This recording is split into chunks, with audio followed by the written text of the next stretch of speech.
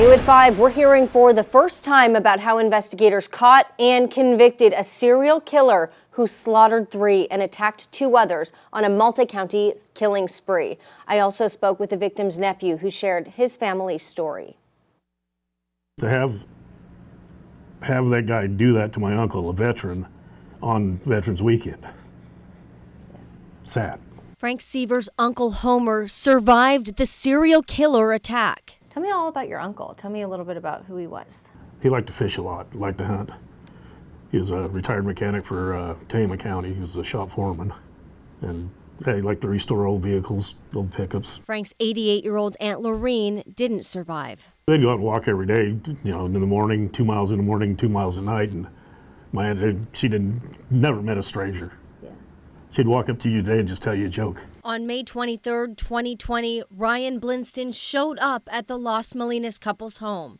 He'd just finished some tree trimming work for them and then slashed both their throats. But Homer got away and ran to Frank for help. Here comes my uncle through my back door, covered from blood from head to toe in his underwear. And I said, what the hell happened to you? You fall down again, fall down and hurt yourself? Because he was in the early stages of Alzheimer's. And he says, no, a guy in a mask came in and killed Grant and tried to kill me. Blinston struck again.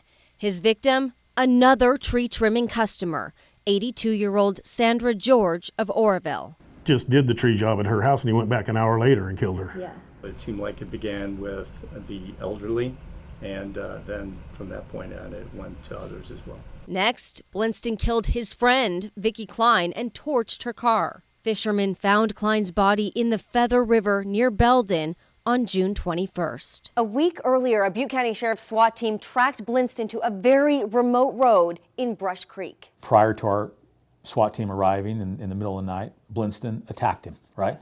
And he was fighting for his life, right? And he was able to get him out of the RV and hold the door shut. And then Blinston armed himself with an axe, right?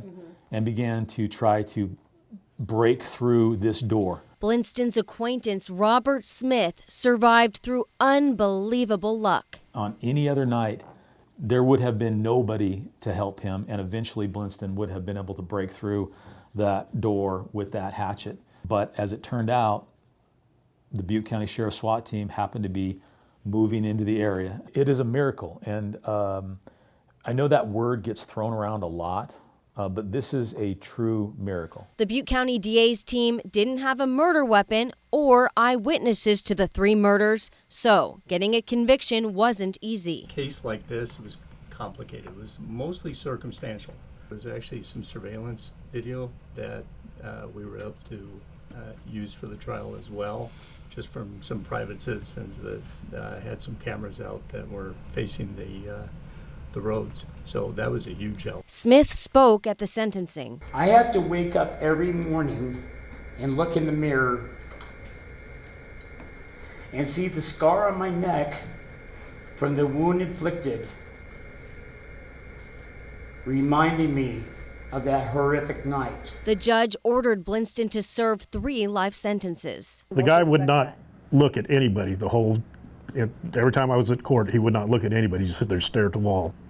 I don't know how to describe him. No, he has no remorse for anything he did. Do you feel like we know a motive? What I have been able to come up with is I've reconciled it in my mind as it was just the thrill of the kill.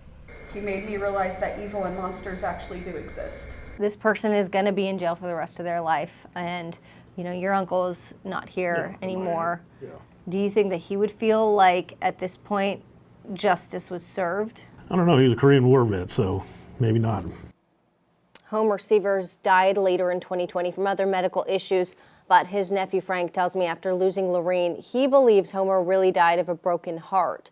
Robert Smith died recently from a drug overdose.